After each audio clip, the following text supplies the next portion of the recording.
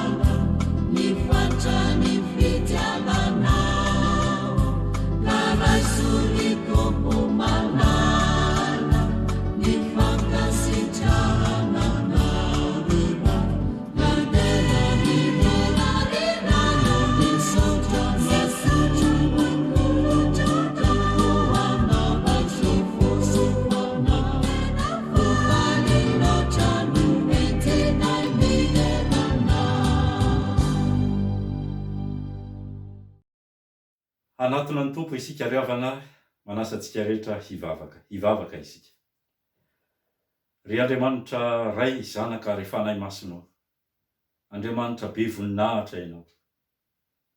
Andriamanitra lehibe sady mahagaga, Andriamanitra mahatahotra.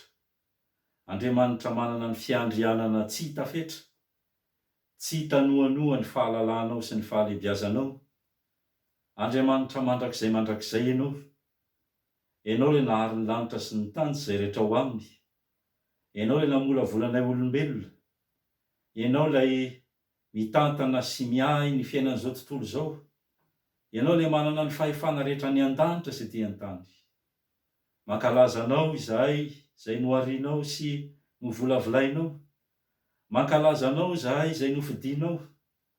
Mankalaza anao reto vahoakanao izay manaiky ny antsonao. Mankalaza anao izahay no ny fanekenay ny famonjenao tao am' Jesosy Kristy tomponay. Reto izahay manatona anao amin'ny fifaliana. Mankalaza anao le Andriamanitra tomponay. Manatona anao fanetretena koa izahay satria Andriamanitra masina ianao. Andriamanitra marina ianao. Manatona anao amin'ny fanantenana izay indrindra fa ianao izay niantso anay dia mijery anay araky ny haben'ny famondram-ponao. Koa izao fampopavahana izao ne ry Tompo, mba hatsapahanay ny fionana aminao ka handraisanay le fahasoavanao ao am' Jesosy Kristy le mpamonjy anay. De tario lalana izay amin'ny alalan'izao fampopavahana izao.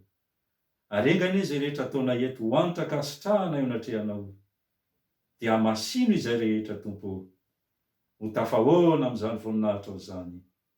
Dia rainay mandrakizay ny anaranao, amin'ny anaran'i Jesosy Kristy tomponay. Amen.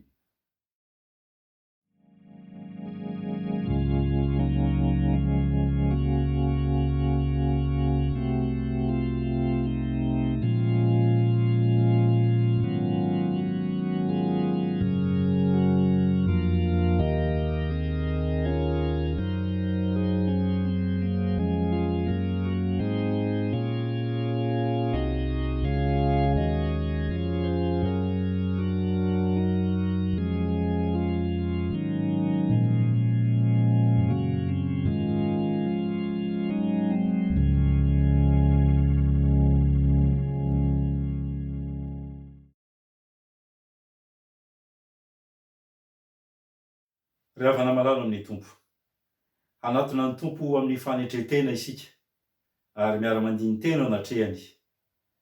Ka iombonantsika vavaka ry havana. Ny Salamo 150, ny 1 ka hatramin'ny 710 ny rahantsika mamaky, ary faranantsika mivavaka mahazatra antsika ao anatin'ny liturjiantsika izany vavaka iombonantsika izany. Salamo 150. Andeo ataontsika mifotorotoro sy mangorakoraka marina, ary ataontsika ampisainana lalo eo anatrehan'ny Tompo satria vavaka fifonana sy fekaikeloka. Ary toa manambara ny sitrapon'Andriamanitra amintsika ity vavaka nataon'ny mpanao salamo ity. Ny 1 ka hatramin'ny 710, ary faranantsika amin'ny vavaka fanaontsika amin'ny liturjiantsika. Ivavaka isika. Mamondrafo amiko Andriamanitro araka ny fahasoavanao, araka ny haben'ny fiantrahanao vonoa ny fahadisoako. Sasao madio aho mba ho fakeloko, ary diovy aho mba ho fampahotana. Fatsaroko ny fahadisoako, ary eo anatrehako mandrakariva ny fahotako. Taminao dia taminao ihany no notako, ary zay raha tsy ho masonao nefa nataoko. Mba ho marina ianao raha miteny, ary tsy hanatsiny ianao raha mitsara. Indro tamin'ny heloka niterahana, ary tamin'ny fahotana ny torotoroninany reniko. Indro fahamarinanao am-pony sitrakao, ary fahendrenao miafina no ampafantarinao ahy. Diovy hisopa ho afa-pahotana dia hadio. Sasao aho dia ho fotsy mangatsakatsaka. Ampandrenesy fifaliana sy faravoravoanao. Hifalian'ny taolana izay vaovakivakinao. Afeno ny tavanao ny fahotako, ary vonoa ny heloko rehetra. Amin'irony fo madio ao Andriamanitro, ary avoaziorina marina ny fanahy ato anatiko.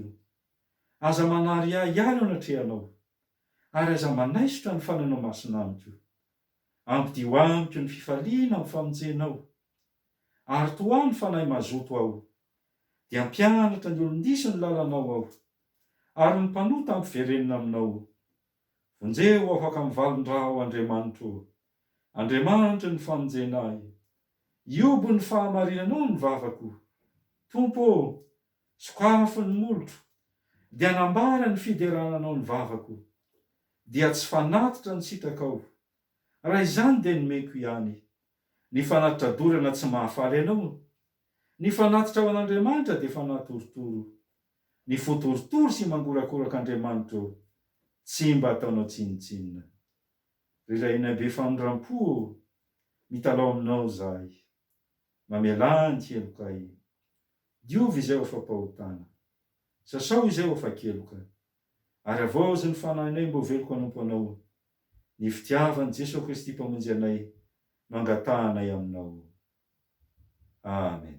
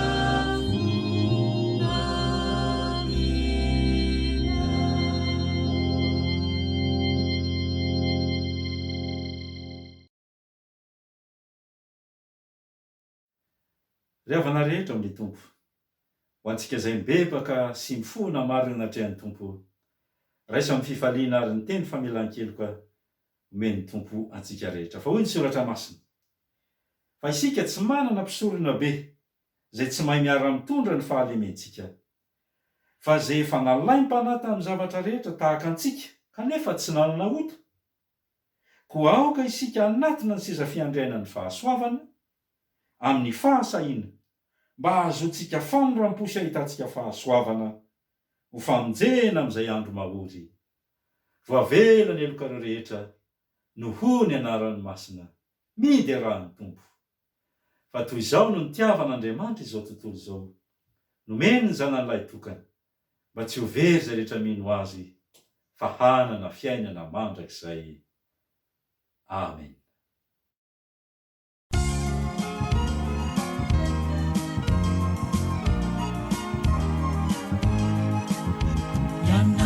Mitady ny fiadanantsy amin'ny izao fiainan'izao, da mandeha mankatsy ary sy aro, mikorana riko milalao, kanefa tsy mahity izay mahasoa, fahaizana foana ny nofo, ity misy fiainana toroko anao, andrambo dia hoetanao.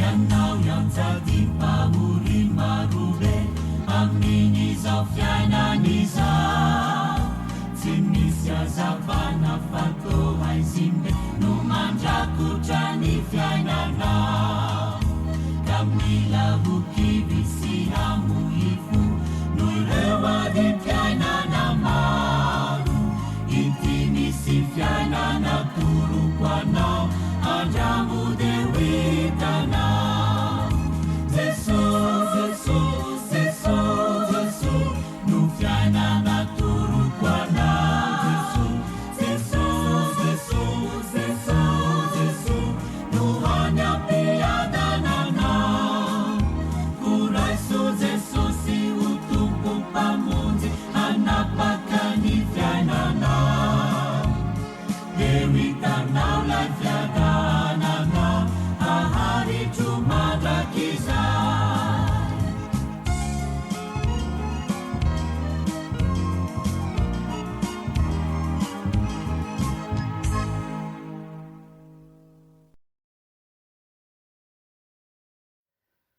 Voninahitra amin'ny avy indrindra ho an'Andriamanitra ary fiadana mety ambonin'ny tany ho amin'ny olona kasitrahany.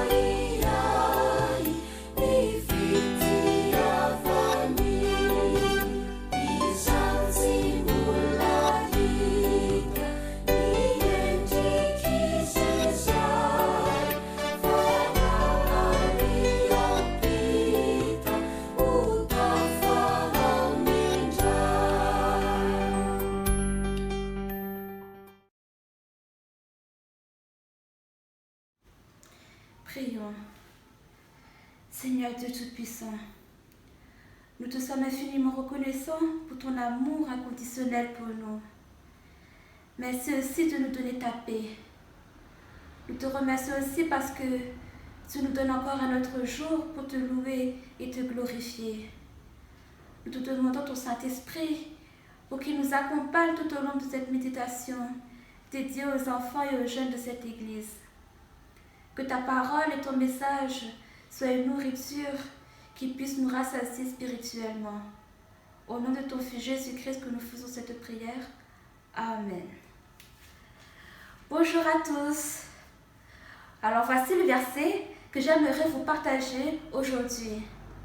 Il se trouve dans 2 Samuel, chapitre 7, verset 22, que je lis au nom de Jésus. Que tu es donc grand, Seigneur éternel. En effet, personne n'est semblable à toi, et il n'y a pas d'autre Dieu que toi, d'après tout ce que nous avons entendu. Amen. Aujourd'hui, j'aimerais vous parler de notre Seigneur Dieu Tout-Puissant, le seul vrai Dieu. Pour illustrer cela, je vais vous raconter une histoire qui se trouve dans la Bible. Et l'histoire que je vais vous raconter est l'histoire du prophète Élie. David devint un grand roi. Son fils Salomon lui succéda. Ensuite, le peuple de Dieu eut beaucoup de mauvais rois. Le roi Achab fut l'un des pires. Sa femme Jézabel adorait le faux dieu Baal. Jézabel entraîna Achab et tout le peuple à adorer Baal. À cause de leur péché, Dieu fit cesser la pluie pendant plusieurs années. Et il envoya son prophète Élie vers Achab. « Tu as désobéi à Dieu et tu as adoré Baal, lui dit Élie. Donne rendez-vous au peuple et aux prophètes de Baal sur le mont Carmel. Je vous prouverai une fois pour toutes qui est le vrai Dieu. Tout le monde se rassembla sur la montagne. Élie dit au peuple, faites un choix. Si le Seigneur est Dieu, suivez-le. Mais si Baal prouve aujourd'hui qu'il est Dieu, alors suivez Baal. Que les prophètes de Baal tuent un taureau, le placent sur l'autel et prient. Je ferai la même chose. Le Dieu qui répondra par le feu et brûlera le taureau, c'est lui le vrai Dieu. Ce fut d'abord le tour des prophètes de Baal. Ils prièrent tout le matin, pas de feu. Peut-être que Baal dort, se moqua Élie. Criez plus fort. Ils crièrent tout l'après-midi, mais toujours rien. Puis vint le tour d'Élie. Il bâtit un autel et mit le bois et le taureau dessus. Il creusa un fossé tout autour et on versa de l'eau sur l'autel. Tellement d'eau que le fossé en fut rempli. Puis Élie pria. Aussitôt, le feu descendit du ciel et brûla tout, le taureau, le bois, les pierres et l'eau. En voyant cela, le peuple se prosterna et pria. C'est le Seigneur qui est Dieu. À travers cette histoire, on peut voir que malgré que le roi Achab, sa femme Jézabel et leur peuple aimaient beaucoup le faux dieu Baal, cela n'a pas empêché le prophète Élie de garder sa foi en notre Seigneur Dieu. Oui, Élie savait que le seul Dieu Tout-Puissant est notre Dieu, et non pas ce fameux Baal. Il a même été allé jusqu'à confronter les prophètes de Baal pour leur montrer qui est le vrai Dieu, parce que Élie ne voulait pas qu'un faux Dieu puisse se mettre à la place de notre Seigneur Dieu. Et qu'en est-il de nous? Que serions-nous prêts à faire pour prouver que notre Seigneur Dieu est le seul vrai Dieu? Les prophètes de Baal ont beau prier leur Dieu du matin au soir, personne ne leur répond. Baal ne peut que rester silencieux puisqu'il n'est pas réel. Les dieux que nous sommes tentés de suivre aujourd'hui ne sont pas des statues en bois ou en pierre, et pourtant ils sont tout aussi faux et dangereux que les idoles, puisqu'ils nous amènent à ne plus dépendre du vrai Dieu. Le pouvoir, l'apparence ou les biens matériels deviendront nos dieux si nous leur consacrons notre vie. Mais si nous rencontrons des problèmes et que nous appelons à l'aide, ils resteront silencieux. Ils ne peuvent offrir ni véritable réponse, ni sagesse. Dieu est intervenu en faveur d'Élie, en faisant tomber du feu du ciel. De même, il nous aidera à accomplir ce qu'il nous ordonne de faire. Ce ne sera peut-être pas aussi spectaculaire dans notre vie que dans celle d'Élie, mais il nous donnera les moyens d'accomplir ses buts. Il nous donnera la sagesse pour éduquer les autres personnes, le courage de défendre la vérité ou les moyens d'aider les plus faibles. Quoi qu'il nous demande de faire, soyons certains qu'il nous donnera ce dont nous avons besoin pour le faire. Alors prions, louons, glorifions et chantons ensemble notre Seigneur Dieu, car lui seul est le vrai Dieu. Vous savez, dimanche prochain, nous célébrerons la Pentecôte. La Pentecôte est en effet le moment où la promesse de Jésus s'est accomplie par la descente du Saint-Esprit comme des langues de feu sur les apôtres, c'est-à-dire les premiers chrétiens. Demandons à Jésus d'accorder à ceux qui sont hostiles au salut en Jésus-Christ que le feu du Saint-Esprit descende sur eux aussi, car seul le Saint-Esprit peut convaincre une personne à accepter Jésus-Christ comme seul et vrai Dieu. À Dieu seul la gloire. Amen. Prions. Seigneur Dieu Tout-Puissant, merci infiniment pour ton message. Merci parce que tu nous as appris aujourd'hui qu'il n'y a pas d'autre Dieu et que toi seul est le vrai Dieu. Nous te demandons ton Saint-Esprit pour qu'il nous guide et qu'il nous écarte de toute mauvaise tentation de ce monde qui nous amènerait à nous éloigner de toi. Car toi seul est le vrai Dieu qui donne la paix, la sagesse et l'amour véritable dans notre vie. Au nom de ton Fils Jésus-Christ que nous faisons cette prière. Amen.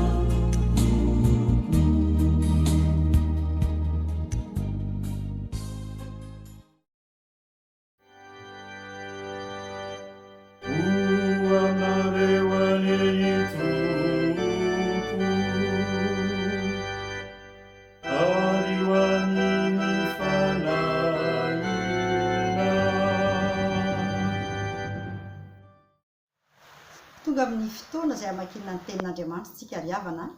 Izany tenin'Andriamanitra izany dia ho hitantsika eo amin'ny asan'ny apôstôly toko voalohany ny 12 ka hatramin'ny 14. Avy eo tohizantsika eo amin'ny epistily voalohany nosoratan'i Petera toko 4 ny 17 ka hatramin'ny 19. Ary faranantsika amin'ny filazantsara nosoratan'i Jaona toko 17 ny 1 ka hatramin'ny 20. Alohan'ny hamakian'ny mpanompon'Andriamanitra ny teny dia hiaraka hivavaka isika. I Jesosy tompona eo miantso ny anaranao izay amin'izao fotoana izao. Satria tonga ny fotoana izay hamakiana ny teninao. Teninao tokoa mantsy no hery mpampahery anay amin'ny fiainana izay lalovana isan'andro isan'andro ary fanahy sy fiainana ihany koa. Ankehitriny tompo dia mangataka ny fanahinao masina ary izay amin'izao fotoana izao. Miasa mahery aty anatinay ianao fanahy masina. Fenohy ny fanahinao izahay. Satria hamaky an'izany teninao izany mety mpanomponao, izany no angatahana hivavaka aminao tompo. Mba ianao miasa mahery any anatiny. Ka tsy sorenay afa-tsy ny teninao irery ihany. Ny nofo rehetra izay manelingelina azy ny teninao izany tompo. Dia hiala. Dia tahio koa ny mpiampitandrina, ny mpanompo-lahinao izay hitondra ny hafatrao sy hanambara aminay, hanazava aminay izay tianao hambara aminay, tianao ho fantatra. Ametraka feno am-pelantananao koa izahay. Mba ny fanahy ny fahendrenao any tompo no ao aminy. Ary tendreo ny lelany vao ny vavany.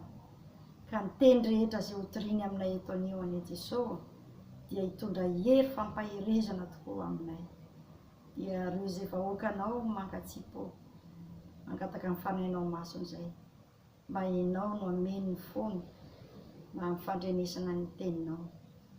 Dia azavelanao hisy diso anjara Jesosy ny olona rehetra izay tonga eto, fa tsy manana ny anjarany tsirairay avy. Satria no efa niteny fa raha ny hainy nitenika anareo dia mpianatra tokoa. Ka dia hamariny ry tompo izany teninao izany. Amin'ny anaranao Jesosy no anaovana izany vavaka izany. Amen.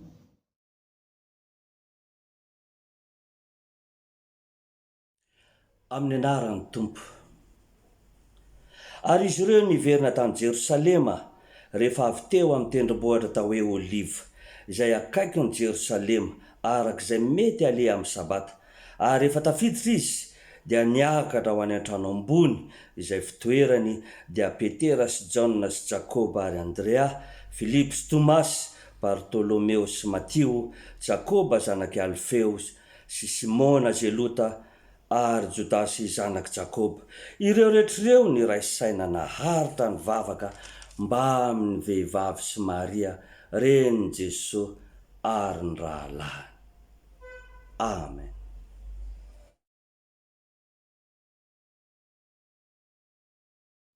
Toy izao ny fivaky ny teny amin'ny anaran'ny Tompo. Fa araka ny ombonanareo fijaliana amin'ny Kristy dia mifalia mba hiravoravoanareo indrindra amin'ny fisehoan'ny voninahiny koa. Sambatra ianareo raha ratsiana noho ny anaran'i Kristy, fa ny fanahiny voninahitra dia ny fanahin'Andriamanitra mipetraka eo aminareo.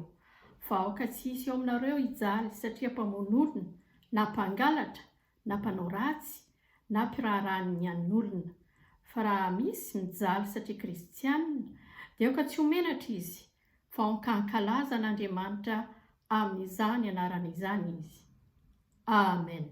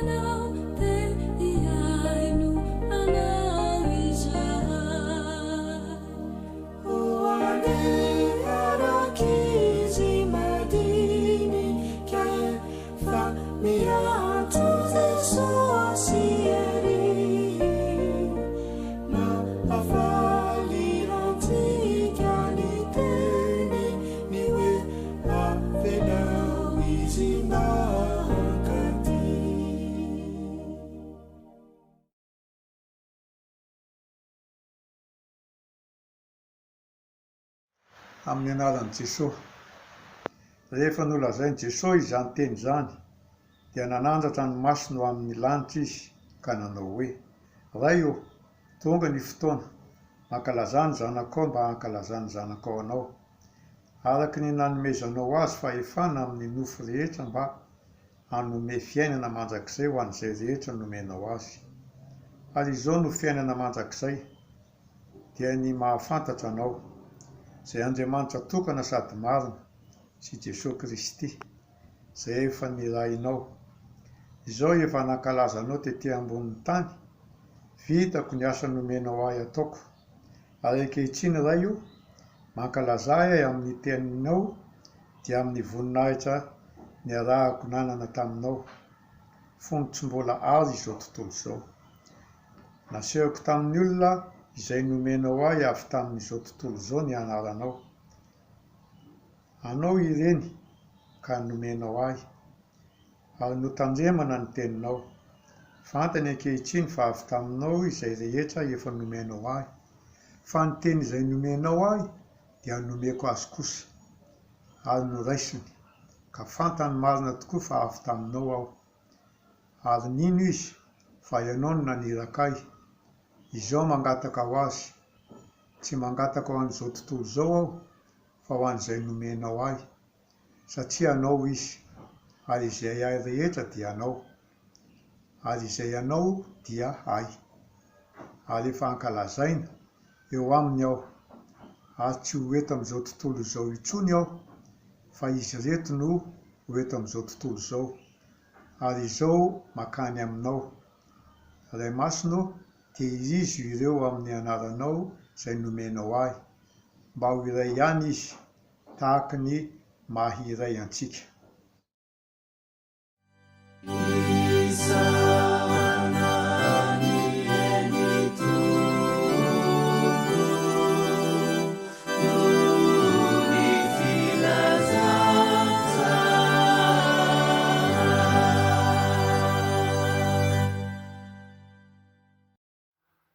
Hanamafy ny finoantsika isika riavana amin'ny fiarahantsika miompona amin'ny fanekem-pinoana apôstôlika.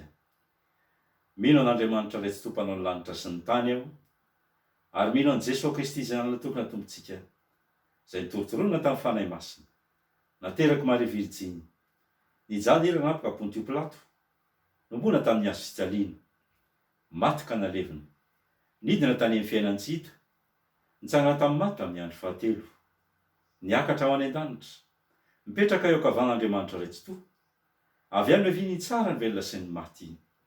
Mino ny fanahy masina ao, fiangonana masina manera izao tontolo izao, fiombona ny olona masina, ny famelan-keloka, fitsangana ny tena amin'ny maty, ary ny fiainana mandrakizay. Amen.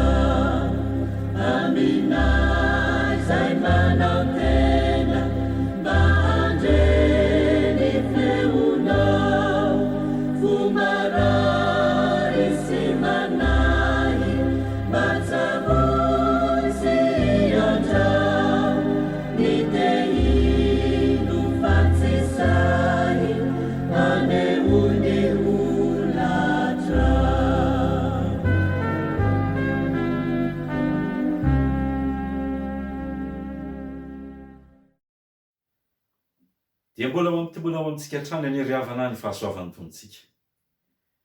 Ny andininy voalohany, tapany faharoa sy ny andininy fahafolo, amin'ny jaona toko fahafito ambin'ny folo riavana, no isintomantsika ny afatra amin'ity andro anio ity. Amin'ny anaran'ny Tompo. Ray io, tonga ny fotoana, mankalazany zanakao, mba hankalazany zanaka anao. Ary izay ahy rehetra dia anao, ary izay anao dia ahy, ary efa ankalazaina eo aminy aho. Alahady aorian'ny fankalazantsika ny andro niankaran'i Jesosy tany an-danitra, ny andro anio riavana, ary dia mbola manamafy hatrany izay natao hoe fankalazana ny antony niankaran'i Jesosy tany an-danitra izany. Izany hoe ny vavaka ataon'i Jesosy eto dia fanamafisana izay tsy maintsy lalana ny zorany ka hiverenany eo amin'Andriamanitra ray indray, haka lay seza amboninahitra, haka lay toera amboninahitra, hamela ny mpianany aty ambonin'ny tany izy, fa izy kosa dia handray ny voninahitra izay efa azy hatramin'ny sy nanorenana izao tontolo izao, satria rehefa mijery ny filazantsara sy vatan'ny Jaona isika, dia mahafantatra tsara ny miara-mamaky fa efa tao amin'Andriamanitra hatramin'ny voalohany Jesosy Kristy, satria tao amin'ny rahateo no nahariana izao rehetra izao, tao amin'ny rahateo no nisiny ny fiainana, ary dia indro miverina ary efa tafaverina amin'ilay toerany voninahitra izy ka ankalazaina miaraka amin'Andriamanitra ray ao amin'ny sezany voninahitra. Ary zany indrindra ny anton'ity famerimerenan'i Jesosy ny teny manao hoe mankalaza, ankalazaina. Rehefa tena dinihana ny hevitro teny io dia milaza indrindra ny amin'ny voninahitra. Zany hoe raha dikantsika ilay fehezanteny vitsivitsy izay ao anatin'ny vavaka fisoronana nataon'i Jesosy dia izao ny azontsika andikana azy tsotra. Ray io, tonga ny fotoana omeo voninahitra ny zanakao mba hanomezany zanaka voninahitra anao. Eo amin'ny 10:10. Ary izay arehetra dia anao, ary izay anao dia ahy, ary efa omem-boninahitra eo aminy aho. Miverimberina foana ilay voninahitran'Andriamanitra. Miverimberina foana ilay fanomezam-boninahitra an'Andriamanitra. Miverina ilay hoe fanomezam-boninahitra an'i Jesosy. Fa inona marina moa ty voninahitr'Andriamanitra ity? Ry havana malala, tsy ho ampy ny fotoana ilazantsika. Ka hijerentsika ireo andinin-tsoratra masina maro dia maro, izay milaza ny amin'ny antsoina hoe voninahitr'Andriamanitra. Fa ny azontsika hantinana azy dia reto zavatra anankiroa reto. Ny voalohany dia izao: ny voninahitr'Andriamanitra dia milaza indrindra ny fahatanterahany maha izy azy. Zany hoe Andriamanitra dia tanteraka. Andriamanitra dia tsy misy azo kianina. Ambara ary amin'ny filazany tsara hafa zany rehefa nitodika tamin'ny mpianany Jesosy manao hoe aoko ho tanteraka ianareo tahaka ny fahatanterahana rainareo zay ny an-danitra. Zany hoe iny teny iny dia mamitina tsara ny amin'ilay fahatanteran'ilay Andriamanitra zay tsisy azo anakianana azy, tsisy azo itsikeranana azy. Fa ny fitondrany izao tontolo izao, ny fitondran'ny fiainana izao tontolo izao dia tanteraka. Tsy azo omena tsiny amin'izany izy, fa manana ny drafitra tiany hitondrana ny fiainana izao tontolo izao. Fa Andriamanitra manana ny fiandrianana izy. Andriamanitra tsy hitanohanoho ny fahalehibiazany. Noho izany dia izay rehetra maizy azy, izay fomba hitondran'ny fiainana izao tontolo izao, izay fomba hitondran'ny fiainantsika dia maneho ny fahatsaran'Andriamanitra sy ny fahatanteran'Andriamanitra. Amin'ny teny frantsay dia tsotra: l'excellence de sa personne. Ny maha-izy azy an'ilay Andriamanitra. Izy ilay Andriamanitra nahary izao tontolo izao, Andriamanitra ray, zanaka ary fanahy masina. Tanteraka ao amin'ny fiombonana ilay Andriamanitra ray, zanaka ary fanahy masina, izay mahatanteraka ny fahariany izao tontolo izao. Ilay Andriamanitra ray, zanaka ary fanahy masina, izay Andriamanitra tanteraka amin'ny fiombonana sy ny firaisana ary ny fifankatiavana raha izay no ahatakarantsika zanak'olombelona azy. Ao aminy misy an'izany fahatanterahana zany rehetra zany. Ary izay ilay voninahitr'Andriamanitra. Fa ny voninahitr'Andriamanitra faharoa ihany koa dia hoe ny fitambaran'ny zavatra ataony rehetra, ny fitambaran'ny toetra mampomba ny rehetra. La totalité de ses attitudes.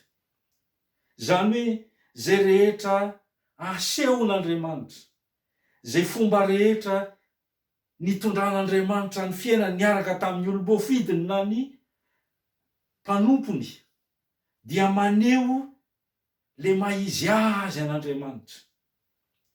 Ka izany maha-izy azy an'Andriamanitra sy atao hoe fomba an'Andriamanitra, toetra an'Andriamanitra izany, dia ao amin'ny Jesosy Kristy, lay zanak'Andriamanitra, no azo hitarafana izany antsoina hoe voninahitr'Andriamanitra izany.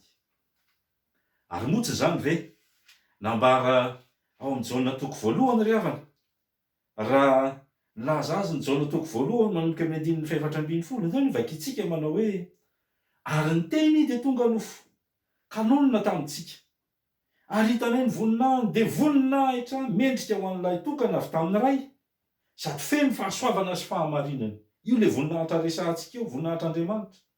Jaona nanambara azy ka niantso hoe izy raha nilazaiko hoe izay avy aoriako dia efa tonga eo alohako satria talohako izy fa tamin'ny fahafenonina ny raisantsika rehetra zay le fahafenony teo na le fahatanterahana dia fahasoavana anampy fahasoavana. Fa ny lalàna dia nomena tamin'ny alalan'i Mosesy, fa ny fahasoavana sy ny fahamarinana kosa dia tonga tamin'ny alalan'i Jesosy Kristy. Tsy nisy nahita an'Andriamanitra na oviana na oviana, fa ny zanak'ilay tokana izay ho atratrany ray, izy no nanambara azy. Zany hoe taratry ny apôstôly ary taratry Jaona izay nielolalana an' Jesosy, ilay voninahitr'Andriamanitra ho amin'ity Jesosy Kristy ity. Ao amin'i Jesosy Kristy no anehoan'Andriamanitra feno ny maizy azy. Tanteraka ao amin'i Jesosy Kristy avokoa izay heverintsika fa maizy azy an'Andriamanitra. Ka ny fiainan'i Jesosy manontolo dia maneho zany maizy azy an'Andriamanitra izany. Eny hatramin'ny fahatongava nonofo azy dia maneho zany maizy azy an'Andriamanitra, satria ilay Jesosy Kristy tonga nofo dia sady tena Andriamanitra ary tena olombelona ihany koa. Tena olombelona izy satria nateraka, tena olombelona izy satria natsiaro nona, natsiaro nangetaheta, natsiaro zavatra samihafa amin'ny maha olombelona azy feno. Kanefa tena Andriamanitra ihany koa izy satria notorotoronina tamin'ny fanahy masina, ary izy ilay afaka niatrika ny anoanana raha nalainy devoly fanatany anefitra izy. Ka nieritreritra ny devoly manao hoe ho lavo ity Jesosy ity, fa inona ny mahasamihafa azy amin'ny olombelona rehetra fa 700 andro sy 700 alina izy tsy nihinan-kanina. Maneho koa zany maha-Andriamanitra azy. Mety misy ihany mety mahavita hoe tsy mihinan-kanina mandritra an'izany, fa havitan'izany foana ve? Fa Jesosy maha-Andriamanitra azy dia Andriamanitra feno mihitsy, satria ny fanahy masina ihany koa no nitorotoronina azy. Ary aseho mandrakariva tamin'ity Jaona ity, atao amin'ny filazantsara sy ataon'i Jaona ny maha-Andriamanitra azy, raha nanambara hoe izao ny vavahadin'ondry. Ao amikany no idirana azy olona famonjena. Le vavahadin'ondry resahana dia tsy le vavahady eto amin'ny fiangonana fotsiny, fa le vavahadin'ny lanitra mihitsy, zay efa tafakatra any an-danitra izy ka afaka idiran'ny olona rehefa tonga izay fotoan'izay, satria efa nandray an'le famonjena ny entiny, lay fitiavana nentiny, ka nanolorany tenany ho tonga nofo teto amin'izao tontolo izao, mba hampiavana antsika ndray amin'Andriamanitra ray. Isika olombelona mantsy dia olombelona voafetra. Isika olombelona dia olombelona manana izay atao hoe fetran'ny fisainantsika sy ny fiainantsika, ny fahafahantsika. Ary fanampin'izany no ny fahotantsika zanak'olombelona dia misakana lehibe eo anatrehantsika sy eo anatrehan'Andriamanitra. Andriamanitra izay tsy voafetra ny fotoana, Andriamanitra izay masina, Andriamanitra izay marina, Andriamanitra izay mitsara amin'ny fahamarinana dia mahita an'izany. Fa eo anatrehan'Andriamanitra dia tsisy fiombona ampiainana azo atao amintsika zanak'olombelona mihitsy. Fa iza no afaka mampifandray an'izany olombelona voafetra, ary efa maty ny fahotan'izany, sy ilay Andriamanitra tsy voafetra fa masina sy marina. Tsy maintsy ilaina an'ilay sady tena Andriamanitra no tena olombelona dia Jesosy Kristy.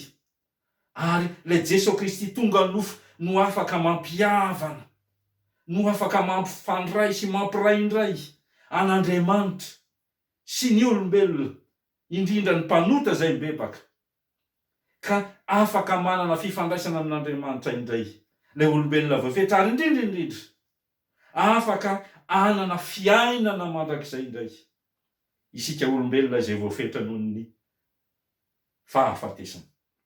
Zany nambara ny 5 eo, araka ny nanomezana ho azy fahefana amin'ny nofo rehetra mba hanome fiainana mandrakizay ho an'izay rehetra nomenao azy. Zany hoe eo dia fampanantenana tsara ho antsika izay mino an' Jesosy Kristy. Fa tanteraka ao am' Jesosy Kristy ny fifandraisantsika amin'Andriamanitra indray. Jesosy entiny mivavaka eo anatrehan'Andriamanitra.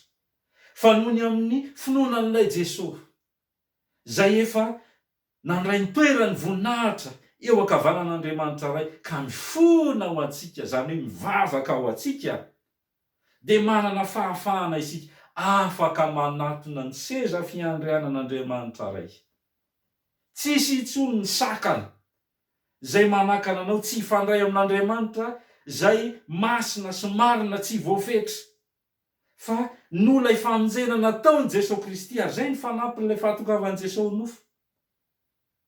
Le fahatogavan'i Jesosy nofo dia manambara ihany koa sy manamafy amintsika ny fiombona ampiainantsika amin'Andriamanitra indray, ary ny fahatanteran'ny fifandraisantsika amin'Andriamanitra. Tsy ny farana teo amin'ny fahatogavan'i Jesosy nofo fotsiny zany ry havana, fa hitantsika teo amin'ny fiainan'i Jesosy manontolo, ny fampianarany, ny fitondrantenany, ny fanehony ny maizy azy teto amin'izao tontolo izao, ireo fahagagana maro samihafa nasehony, ary indrindrindrindra ny fahafatesany teo amin'ny hazo fijaliana. Ka izy no nisolo vaika antsika, izy no to notsarain'Andriamanitra. Zany hoe raha isika no tokony no nitsaraina noho ny helokontsika, dia izy no nitsaraina ary niatra tao amin'ny avokoa ny fahatezeran'Andriamanitra.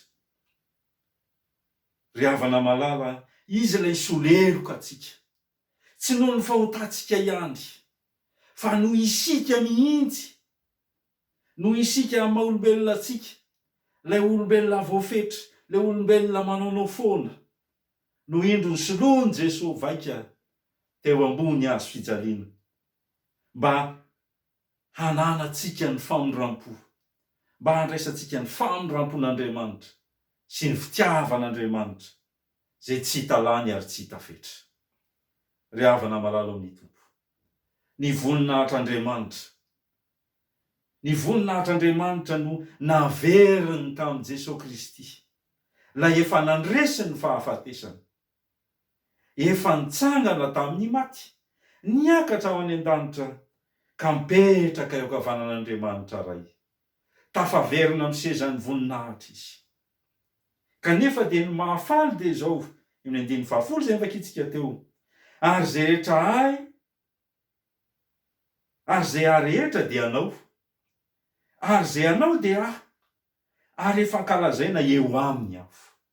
Zany hoe Andriamanitra ao amin'i Jesosy Kristy dia te hampita ny voninahiny amintsika zanak'olombelona. Te hampita ny voninahiny amintsika zanak'olombelona. Inona moa ilay voninahitr'Andriamanitra teo? Ny voninahitr'Andriamanitra teo dia maneho voalohany indrindra ny fitiavany antsika. Andriamanitra dia tia antsika. Andriamanitra dia mamindra fo amintsika. Kanefa tsy izay fotsiny ihany no maizy azy an'Andriamanitra, fa Andriamanitra koa dia Andriamanitry ny fahamarinana.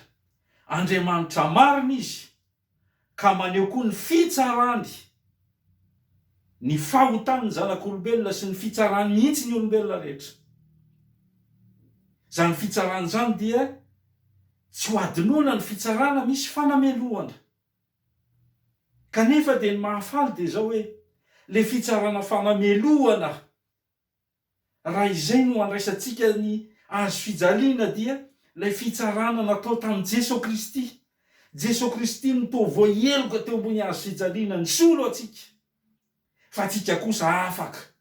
Kanefa ny fahafahantsika dia nanomezan'Andriamanitra fotoana ho antsika, ary zay ilay famondrampon'Andriamanitra, zay ilay Andriamanitra ny famondrampo azy. Mbola manome fotoana azotsika mibebaka sy mifono anatrehany. Misy fomba fiteny ry havana amin'ny teny manao hoe Andriamanitra dia tia ny mpanota. Fa dinihanao amin'ny Baiboly tsy dia mahita an'izany ianao hoe tena izay marina ve? Marina fa miteny amin'ny Jaona 4:4 hoe fa toy izao ny tiavan'Andriamanitra izao tontolo izao nomeny zalahy tokana mba tsy hivery izay rehetra mino azy, fa hanana fiainana mandrakizay. Fa tsy mijanona teo hivaky teny io, fa mitohy le izy ary mitohy eo ambany io ndiny fahafitembofolo manao hoe fa Andriamanitra tsy naniraka ny zanaka ho amin'izao tontolo zao mba hanameloko izao tontolo zao fa mba hamonjeny izao tontolo zao. Izay mino azy dia tsy ho elona fa izay tsy mino azy kosa dia efa voaheloko rahateo satria tsy ninona anarany zanaka lahy tokan'Andriamanitra izy. Manambara zany fa Andriamanitra tokoa dia tia izao tontolo zao ka tonga namonjy izao tontolo zao tamin'ny alalany zanany. Tsy midiky zany fa Andriamanitra dia raha mifikitra amin'ny fahotana hatramin'ny farany ianao dia eritreretinao fa dia Andriamanitra ne fitiavany. Inona moa ny olana ko izy zay ma-Andriamanitra fitiavana azy ka na ho mpanota azy ianao mandra-pahafatinao dia tian'Andriamanitra foana nefa ianao tsy nibebaka. Ary zay le izy, zay le ambaran'i Jesosy any amin'ny filazantsara hafa any manao hoe tsy avy antsy ny marina fa ny mpanota hibebaka. Zany hoe tsy azo atao fanamarina tena fotsiny manao ka tsika efa nandova ote. Andriamanitra tia antsika rehetra na mpanota azy tsika nefa ianao tsy mibebaka. Dikan'izany raha tsy mibebaka isika kanefa efa mahalala fa Jesosy Kristy nolay fitiavan'Andriamanitra, Jesosy Kristy nolay efa voatsara teo amin'ny hazo fijaliana mihitsy azy tamin'ny toerantsika, voaheloka teo ambony hazo fijaliana mba hisolo vaika atsika. Raha tsy mibebaka amin'ny fahotana ka miala amin'ny ratsy fanao isika ka mieritreritra manao hoe tsy maninona fa tohizana ihany ny fahotana. Inona moa ny olana amin'izany? Tsy maintsy ho voavonjy any eneriana any fa andraso aloha mialohan'ny fahafatesana ve tsy misy fotoana hibebahana ry havana malala. Amin'izao fotoana andrenesanao zao, ahalalanao zao dia efa ambara aminao fa Andriamanitra dia teo ankalazaina ary tia omem-boninahitra amin'ny fiainanao satria eo amin'ny fotoana izay anekenao ny ho fitaovana eo am-pelatanan'Andriamanitra anehoana ny voninahiny dia maka ny fahatanteran'Andriamanitra isika. Omen'Andriamanitra itsika ilay fahatanterana ma-Andriamanitra azy. Andriamanitra no anamboatra atsika mba ho tonga amin'ny fahatanterana araka ny ambara tamin'ny fizarana voalohany teo manao hoe ako tanteraka ianareo tahaka ny fahatanterana ianareo zany an-danitra. Zany hoe misy lalakizorana, cheminement de la foi.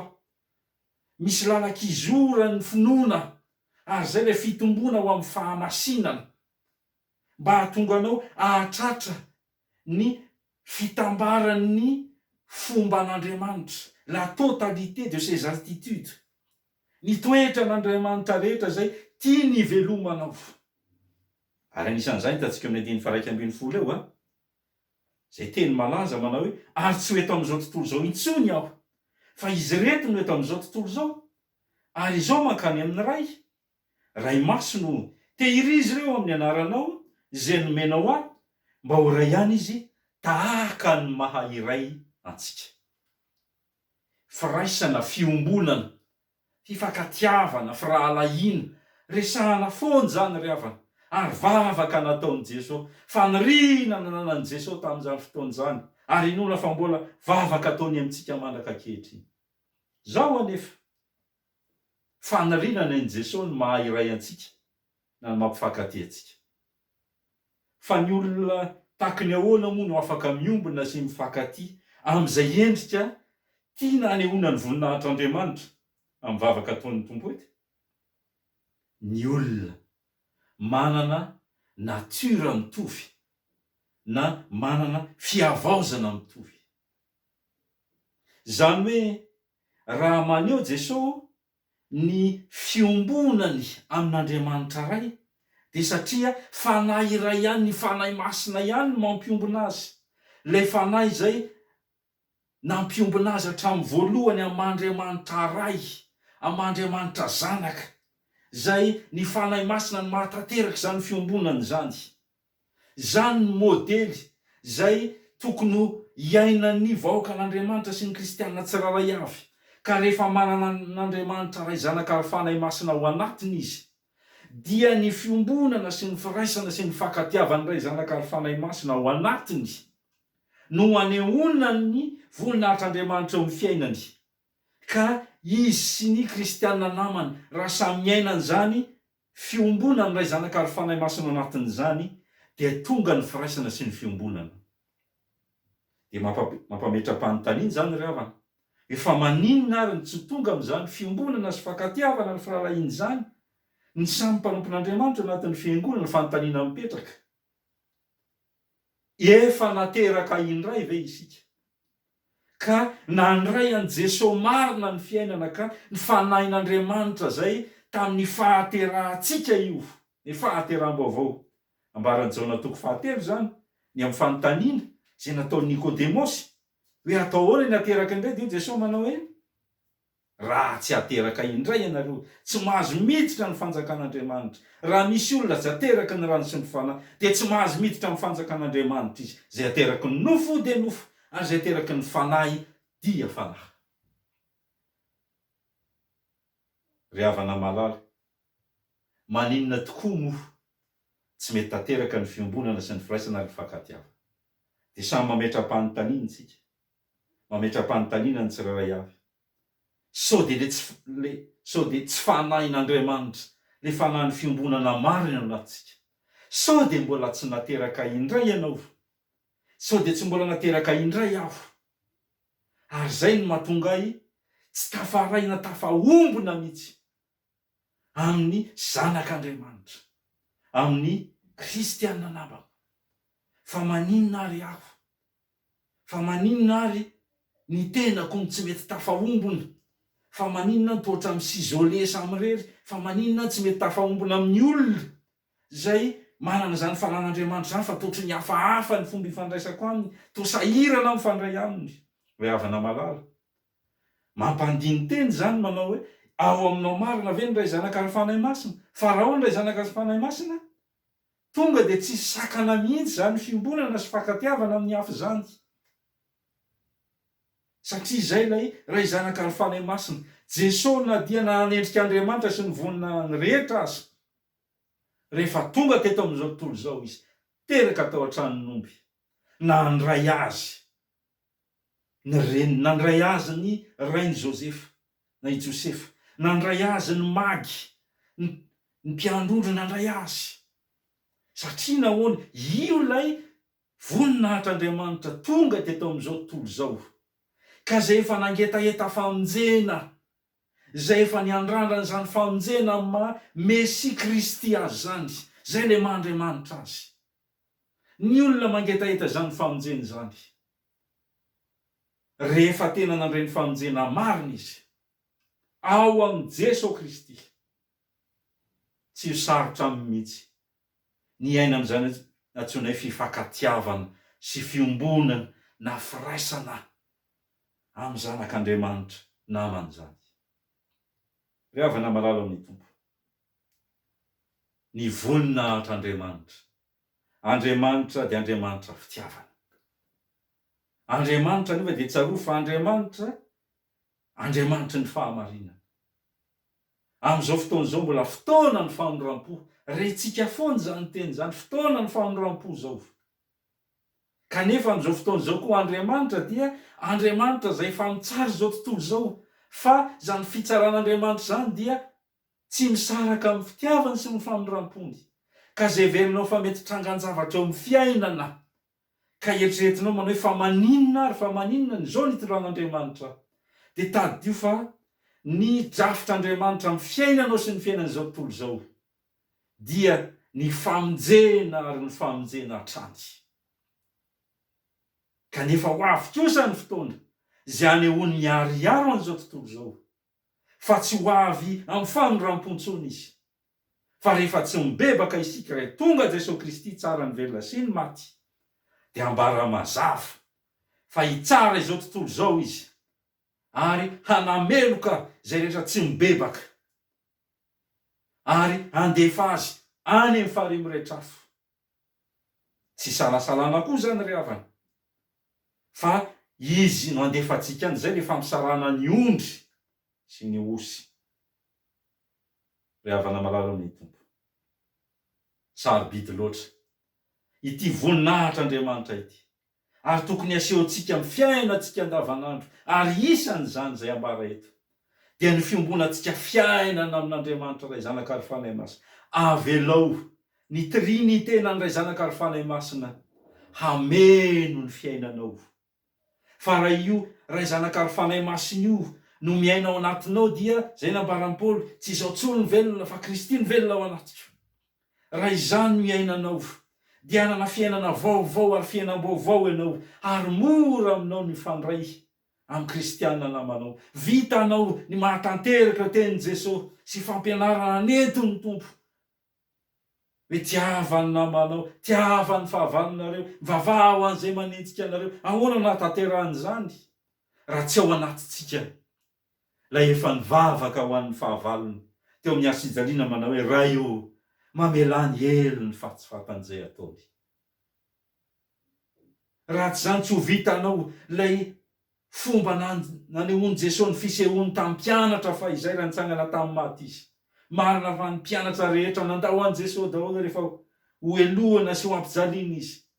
Fa indro nefa niseho tamin'ny mpianatra izy ny teny manao fiadanana ho anareo. Dika izany fiadanana zany fa mamitra mpihavanana aminareo na nandisy fanantena anay azy ianareo.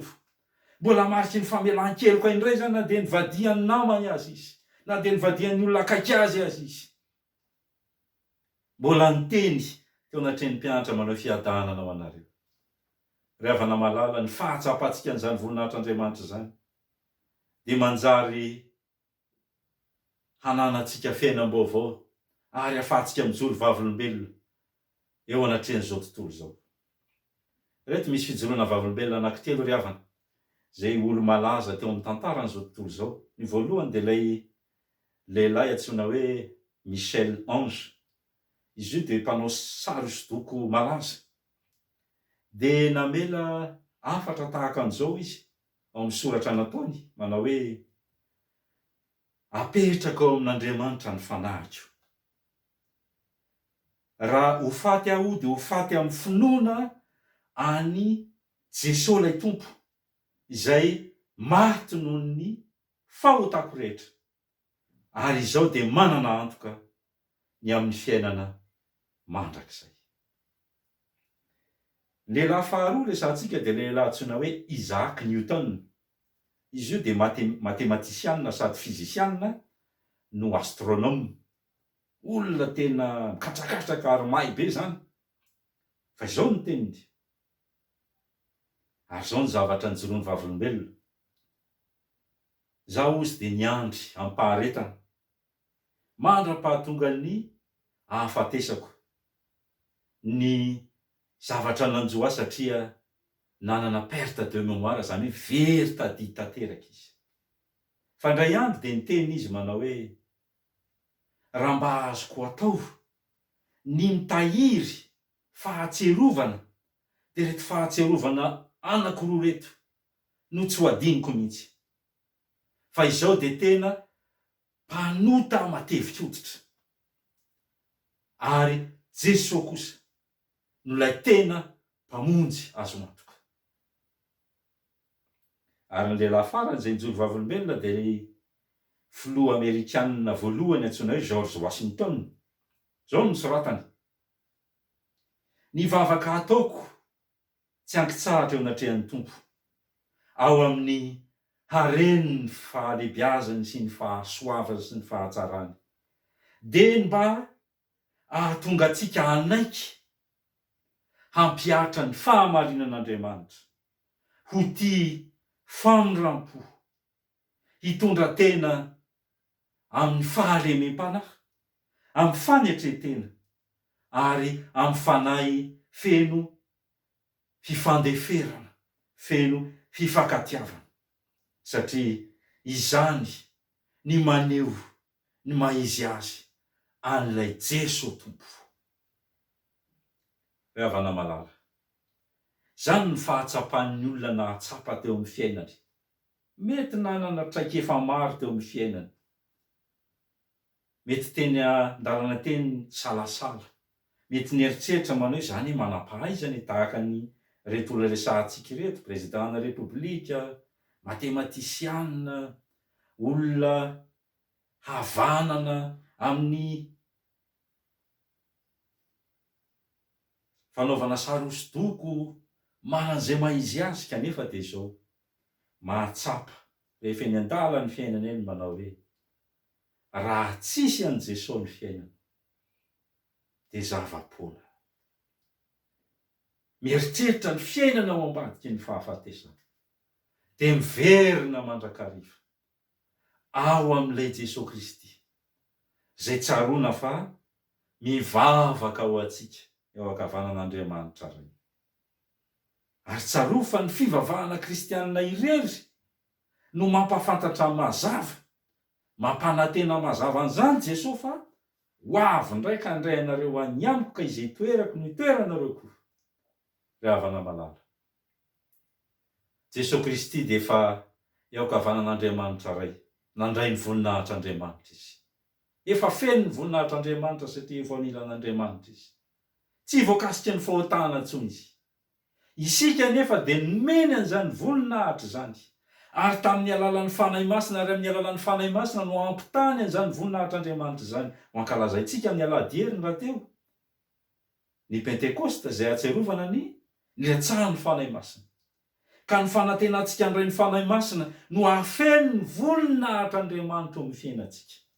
Ka na dia mbola meny atao ambonin'ny tany azy tsika ankehitriny, na dia mbola elingelen'ny fahotana sy ny fakapana, ny aretina, ny fahafatesana, ny voninahitr'Andriamanitra zay nomeny ny fanahy masina anao dia efa hitoeranao sahady na dia mbola amin'ny ampahany any azy ny fahatsaran'Andriamanitra sy ny fahatanteran'Andriamanitra ao aminao.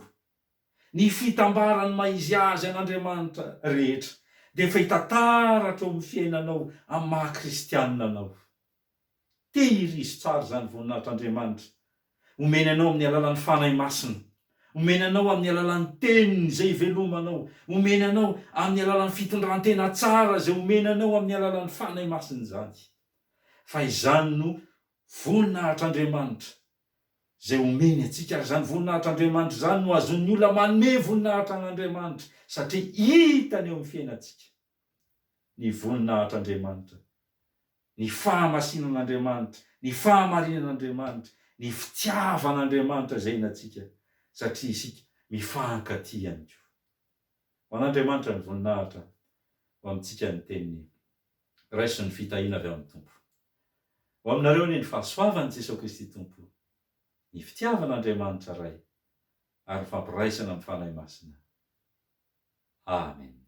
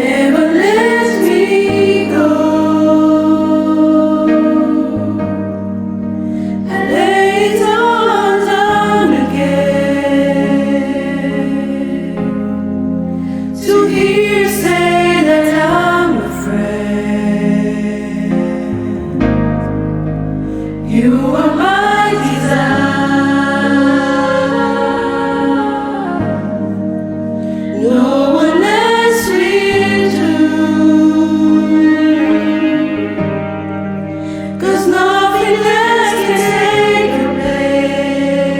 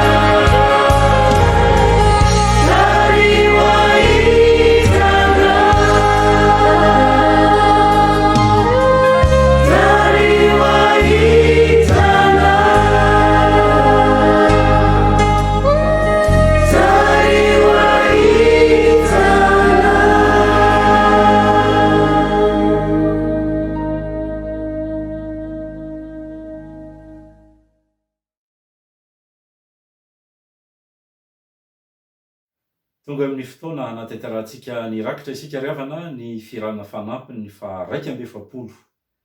Jesosy no mpanafitra no iombonatsika. Tsara vao mandrakariva izay manome amin'ny fifaliana no ankasitrahany tompo.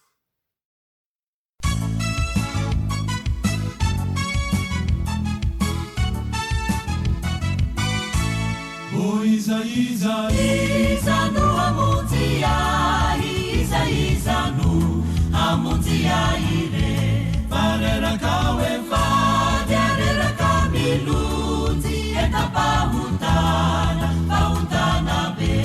O manatona ny Jesosy, fa izy ihany, izy no hamonjy anao, fanoreseny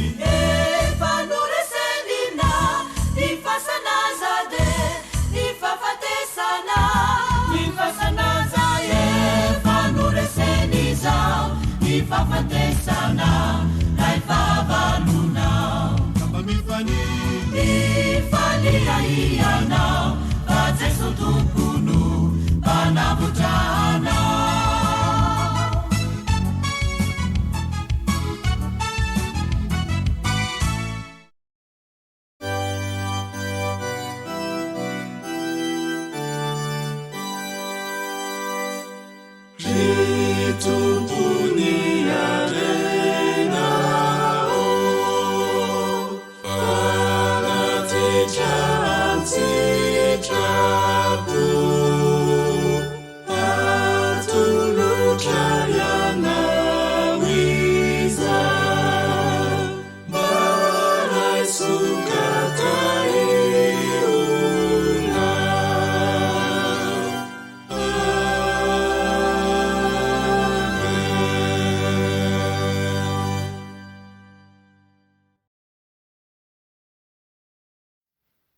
Iombona amin'ny vavaka fangatahana isika rehetra ry havana.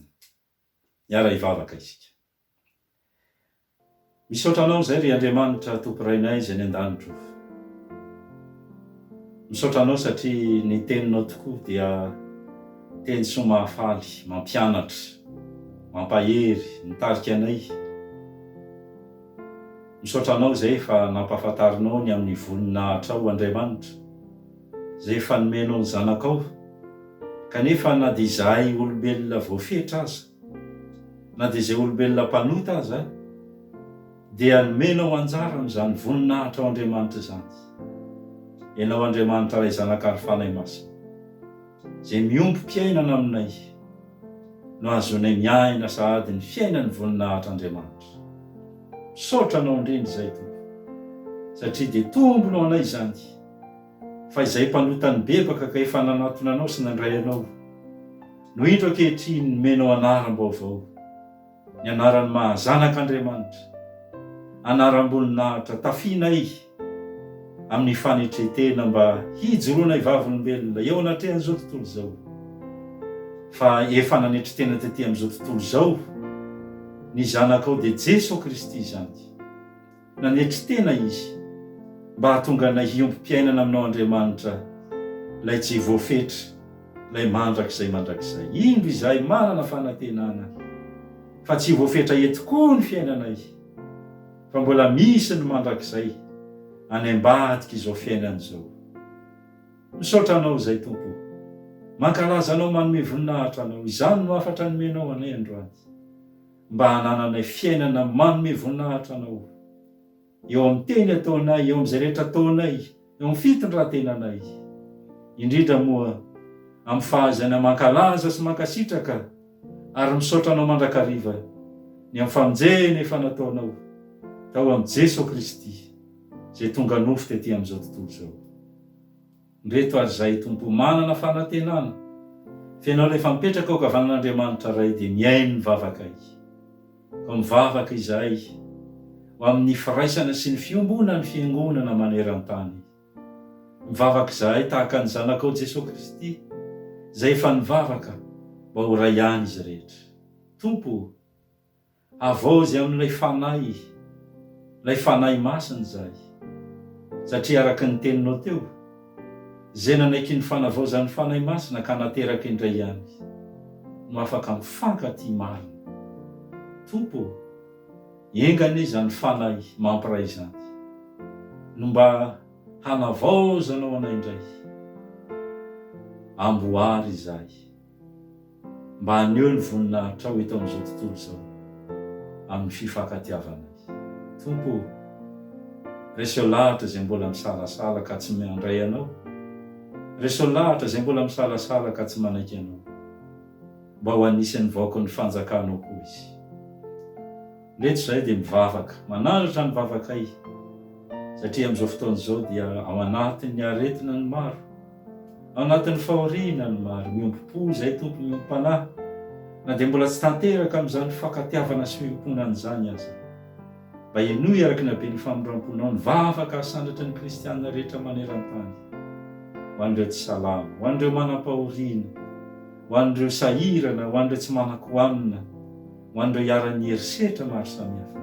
Tompo, vangeo araka ny haben'indreo fonao izy ireny, fa Andriamanitra tsy mamela izy ireny ho irery ianao amin'ny fotoan-tsarotra lalovana ankehitriny. Mivavaka ao amin'ny fiangonanao izay amin'izao akatoko ny fanantenana fa afaka hiverina hiangona ny am-piangonana izao. Tompo, engany ny fanahy masina hitari-dalana ny tompona andraikitra rehetra, mba azony manatanteraka izany eo amin'ny fifaliana ary amin'ny fahendrena mandrakariva mba ny fitarihan'ny fanahy masina. Tsaroany ambavaka anatrehanao mandrakariva ireo mpitsabo, ireo infirmier, ireo izay manana anjara amin'ny fikarakarana izany fitsaboana izany, dia kino ampelantananao, mampaherezinao izy. Ianao no angatany mba hanome azy hery, tanjaka ary fahasalamana, dia mametraka ampelantananao ny fiainan'izao firenena misy anay izao zahay, mahatoko izay tompo faharovanao izay rehetra mbola tsy marary, mba tsy ho tratra ny ty arety mandoza ity. Vavaka ihany koa izahay ho an'i Madagasikara, mba hovanginao ny mpitondra sy ny vahoaka ao aminy, ka ianao anie tompo hanome fahendrena ny mpitondra ary hanome fahendrena koa ny vahoakanao, dia mametraka ao ampelantananao izay rehetra tsy voataon'ny vavanay izahay, mahatoko fa Andriamanitra mamaly vavaka ianao, ka izay rehetra manana olana saribahana manana olana ara-tokantrano, manana olana eo amin'ny asa, manana olana eo amin'ny fianarana, dia mba mampahirezinao ary toloranao saina amin'ny alalan'ny fanahy masina izy. Izany vavaka izany tompo dia akambanay amin'ny anam-pianaran'i Jesosy anay manao hoe: rainay eo izay ny an-danitra, ho masinina anie ny anaranao, ho tonga anie ny fanjakanao, atao anie ny sitraponao, ety an-tany ho tahaka ny any an-danitra. Omeo anay anio izay hanina sahaza ho anay, ary mamelany helokay tahaka ny namelana izay meloka taminay, ary aza mitondra anay ho amin'ny fakapanahy, fa manafahana amin'ny ratsy. Anao ny fanjakana sy ny hery ary ny voninahitra mandrakizay. Amen.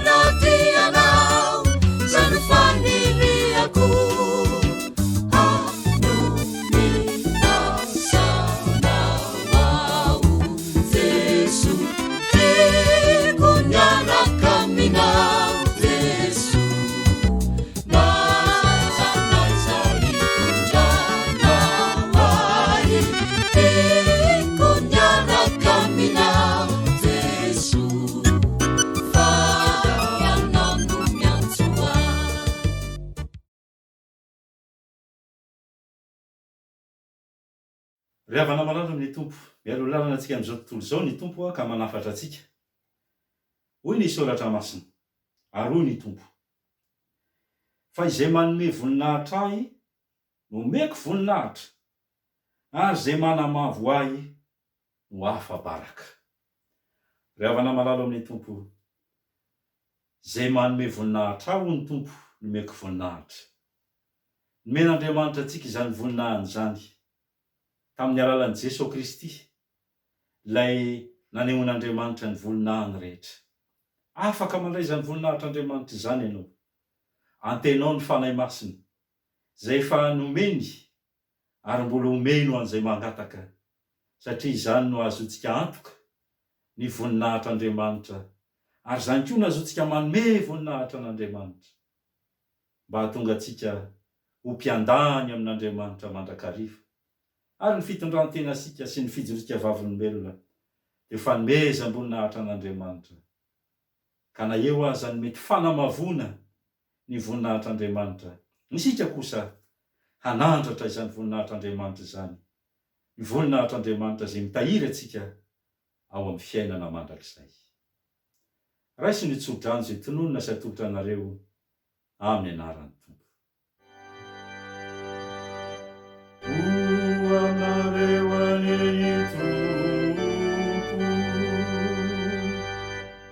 ary ho aniny fanahina,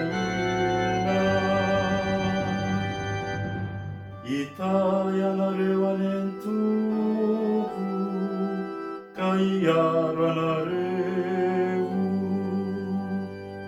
ampamirapiratra ny tavany aminareo aneny Tompo, ka hiatra anareo, anandratra ny tavany aminareo nome anareo fiadanana.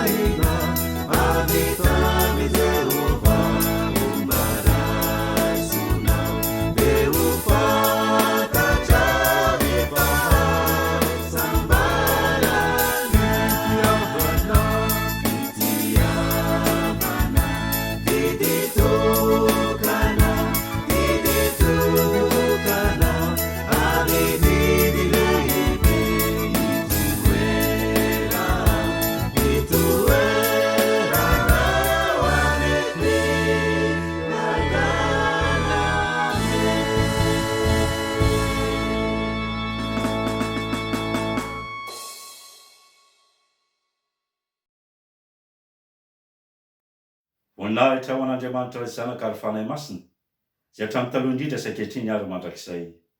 Amen. Mandehana amin'ny fifaliana ka manompo ny Tompo. Isaorana ny Andriamanitra. Amen.